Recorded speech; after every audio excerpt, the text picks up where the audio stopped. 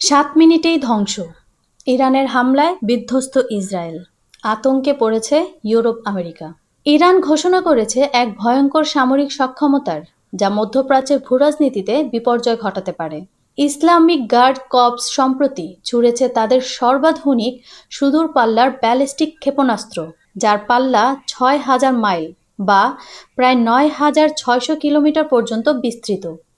এটি এমন এক ধ্বংসাত্মক অস্ত্র যা শুধু তেল আবিব নয়, বরং ইউরোপ ও উত্তর আমেরিকার বহু সামরিক ঘাঁটিকে হুমকির মধ্যে ফেলে দিচ্ছে। এই ক্ষেপণাস্ত্রটির উচ্চ গতির হাইপারসনিক প্রযুক্তিতে তৈরি এবং এর গতি শব্দের গতির 5 গুণের বেশি। এতে রয়েছে উন্নত রাডার অ্যাভয়েডেন্স এবং ইলেকট্রনিক কাউন্টার মেজার প্রযুক্তি, যা বিশ্বের সবচেয়ে উন্নত প্রতিরক্ষা ব্যবস্থা যেমন থার্ড প্যাট্রিয়ট এবং এগিস ব্যালিস্টিক মিসাইল ডিফেন্সকে ফাঁকি দিতে সক্ষম। বিশেষজ্ঞরা বলছেন এই অস্ত্র মাত্র 7 মিনিটে তেহরান থেকে তেল আবিব পৌঁছাতে সক্ষম। ইরানের আরেকটি মুখ্য অস্ত্র হল সেজ্জিল ক্ষেপণাস্ত্র, যা একটি মধ্যপাল্লার ব্যালিস্টিক ক্ষেপণাস্ত্র। এর পাল্লা আনুমানিক 2000 থেকে 2500 কিলোমিটার, যা ইসরায়েল ও পার্শ্ববর্তী অঞ্চলগুলোর জন্য একটি বড় হুমকি। সেজ্জিল ক্ষেপণাস্ত্র কঠিন ইন্ধন প্রযুক্তি দ্বারা চালিত হওয়ায় দ্রুত লঞ্চ এবং আঘাত করার ক্ষমতা রাখে। 18 জুন রাতে ইরান একাধিক সেজ্জিল ক্ষেপণাস্ত্র ছুড়েছে, যার ফলে ইসরায়েলের সামরিক স্থাপনা, বিমান ঘাঁটি এবং বেসামরিক লক্ষ্যবস্তুতে ব্যাপক ক্ষতি হয়েছে। ইসরায়েলের আয়রন ডোম প্রতিরক্ষা ব্যবস্থা আংশিকভাবে এবং ক্ষেপণাস্ত্র প্রতিহত করলেও কিছু ক্ষেপণাস্ত্র নির্ভুলভাবে লক্ষ্যবস্তুতে পৌঁছেছে।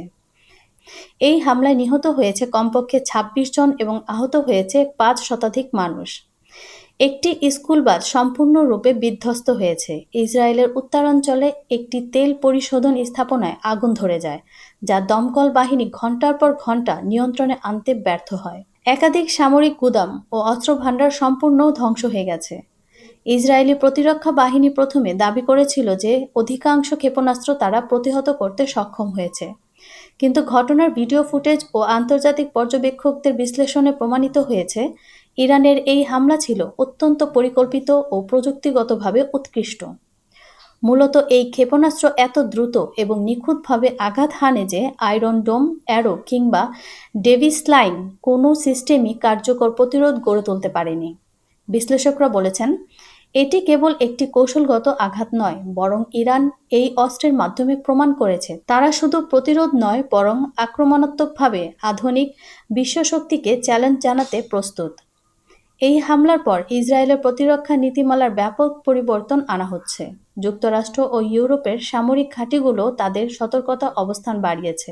গত কয়েকদিনের যুদ্ধে ইরান ও তার মিত্রগোষ্ঠী প্রায় 200টিরও বেশি ক্ষেপণাস্ত্র ও ড্রোন হামলা চালিয়েছে, যার ফলে ইসরায়েলে 1 ডজন সামরিক ও বেসামরিক লক্ষ্যবস্তুতে আঘাত হানা হয়েছে। অপরদিকে ইসরায়েলের পাল্টা হামলায় ইরান সমর্থিত বাহিনীর 600-র বেশি হতাহতের ঘটনা ঘটেছে। যদিও ইরানের মূল ভূখণ্ডে প্রতিশোধকমূলক আঘাত এখনও সীমিত। ইরানের প্রতিরক্ষা মন্ত্রণালয় এক বিবৃতিতে জানিয়েছে, ক্ষেপণাস্ত্র সিরিজ এখন আরও উন্নত করা হচ্ছে। এতে মাল্টিপল ওয়ারহেড যুক্ত করার কাজও চলছে, যা একসঙ্গে বিভিন্ন লক্ষ্যবস্তুতে আঘাত হানতে পারবে। এটি শুধু অস্ত্র নয়, একটি কৌশলগত বার্তা। বিশ্বের যে কোনো প্রান্তে ইরান তাদের আগ্রহ অনুযায়ী সরাসরি আঘাত হানতে সক্ষম। বিশেষজ্ঞরা বলছেন, যুদ্ধ আর সীমিত কোনো বিষয় নয়।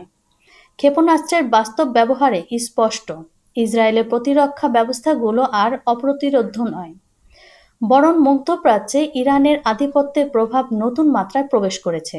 এই মুহূর্তে গোটা বিশ্ব আতঙ্কিত, কারণ এখন আর প্রশ্ন হলো ইরান কতদূর যেতে পারে, বরং প্রশ্ন হলো কে, কখন এবং কোথায় ইরানের পরবর্তী আঘাত সহ্য করবে।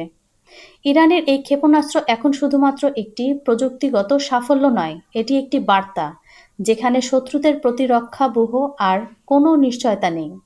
যারা ইসরায়েলকে নিরাপদ ভাবছে তাদের চোখে এখন ঘুম নেই, শুধু অপেক্ষা, পরবর্তী আঘাত কখন কোথায় পড়বে।